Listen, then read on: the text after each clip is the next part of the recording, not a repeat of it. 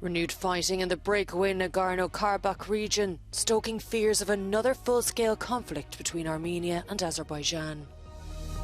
In New York, for the first time since Russia's war began, Ukrainian President Volodymyr Zelenskyy calls for more help and is forced to answer questions of his own.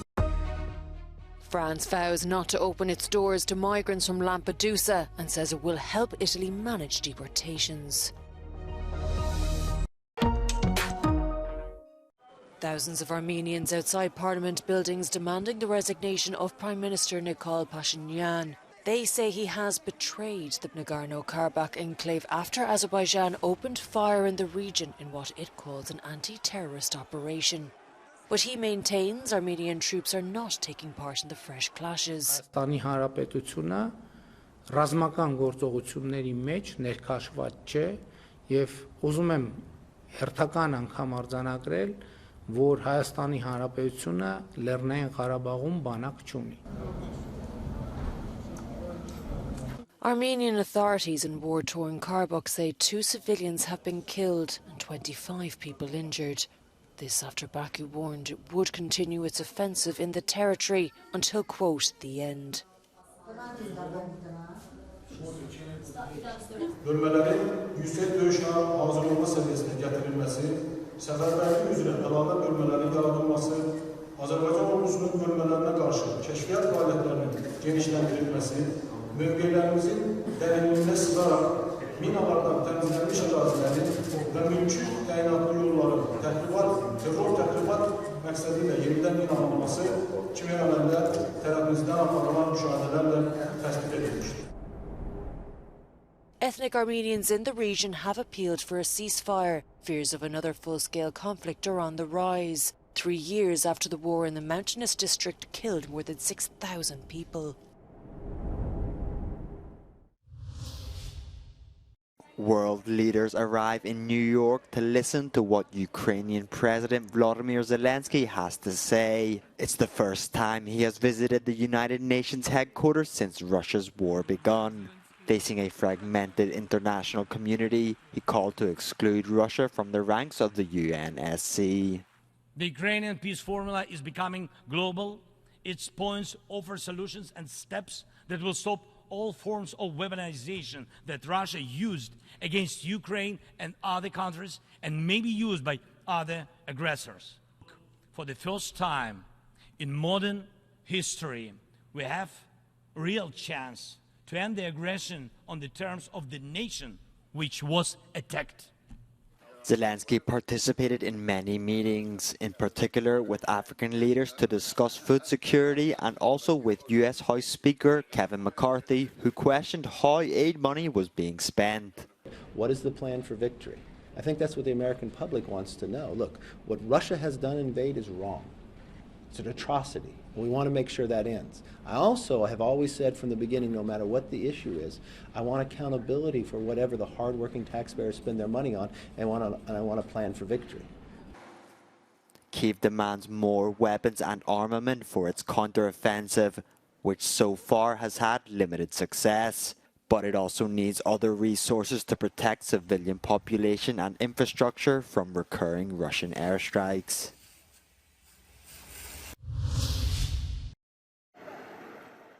France won't be taking in migrants from Lampedusa.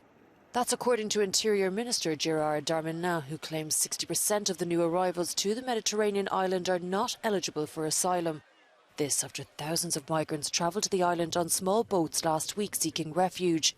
In response, Darmanin visited his Italian counterpart in Rome on Monday to discuss how France might help its neighbour reinforce its external borders. Further afield in Poland, those voting in October's general election will also face a controversial referendum on migration. Ale też chcemy wysłać wyraźny sygnał przestrogi, bo Lampedusa jest taką przestrogą. Cała Europa, cała Unia Europejska może wyglądać tak jak Lampedusa, jeżeli będziemy brnęli w te same błędy, w te same schematy i mechanizmy, które Komisja Europejska zaproponowała. Back in Italy, Premier Giorgia Meloni has announced extraordinary measures to deal with the influx, including more detention centres, repatriations and a naval blockade of North Africa. A request European Commission President Ursula von der Leyen has not ruled out after her recent visit to the island. North Korea's leader is back home after a historic visit to Russia. Kim Jong-un received an almost victorious welcome at Pyongyang railway station on Tuesday while greeting his waiting compatriots. During his visit to Russia, which was internationally condemned because of its war in Ukraine, Kim met with President Vladimir Putin. It's believed the leaders discussed North Korea potentially supplying weapons to the Kremlin as Ukraine continues its counteroffensive against the invading nation. High interest rates and persistent inflation are dragging down Europe's growth prospects, particularly in Germany. The Organisation for Economic Cooperation and Development, or OECD, has released its interim projections for the rest of this year and next.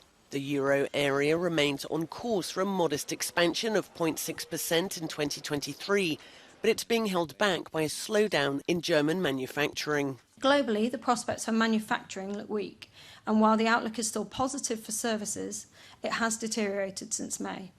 We see large differences across countries. The outlook is stronger in the US than it is in Europe, and across both areas, companies now expect less activity than they did 6 months ago.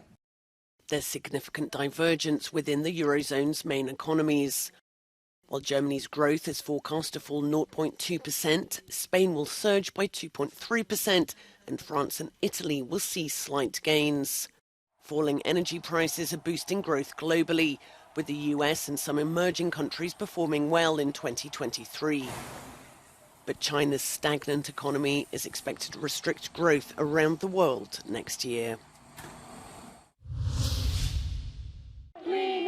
Clean up online. That was the slogan chanted by demonstrators in Brussels who demanded swift EU action to adopt the child sexual abuse regulation, also known as chat control.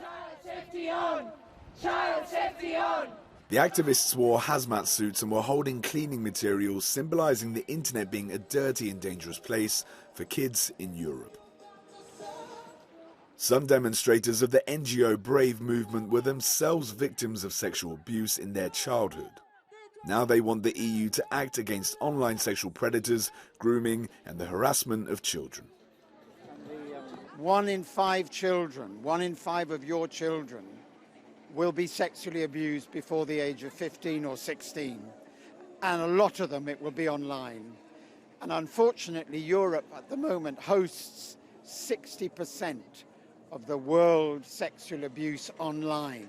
The Chat Control Act would require big tech companies to scan for and detect child sexual abuse material, even in private encrypted messages. While some member states remain critical of the issue, activists call on the EU not to water down the legislation. This is really a legislation that can protect the children online. Online and the online community is constantly growing because of the technology and the tech companies expanding, and we don't know what the future holds. This is so new, all of the new technology, social media that has come to fruition in my childhood. We don't know how that affects the children, and this legislation would protect the children now, but also in the future.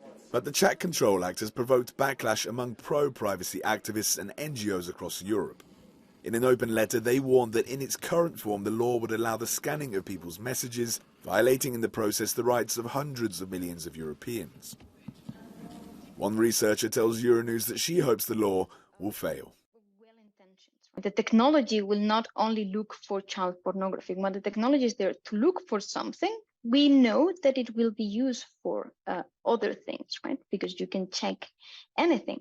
Once the mechanism is in place, governments, big tech, hackers that actually hack into systems, which is something that we also know happen, can actually use this hole to check into our communications. EU member states will discuss the Chat Control Act at the end of September. The European Parliament will also discuss it in October, with a possible vote on the issue later this year.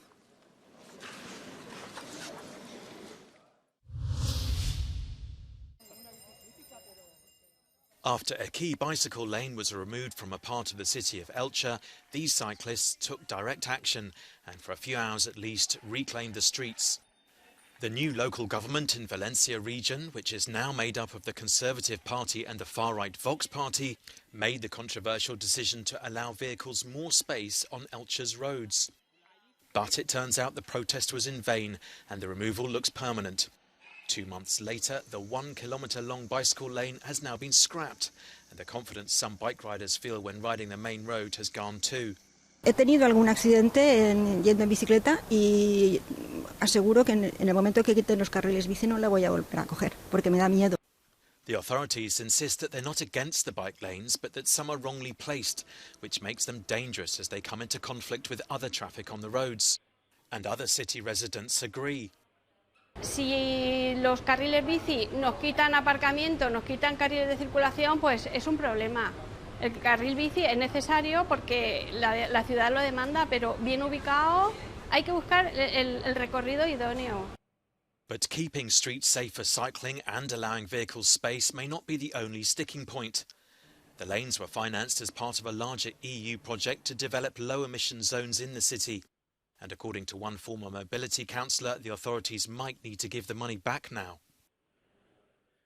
Elche ha recibido cerca de 15 millones de euros de fondos europeos que se ven en peligro si no se desarrolla la zona de bajas emisiones, porque esos fondos están condicionados a desplegar toda esa zona que garantice la calidad del aire en la ciudad. The local authorities have not yet commented on the funding issue, but they have announced a plan to build an underground car park with 1,500 spaces in the city centre.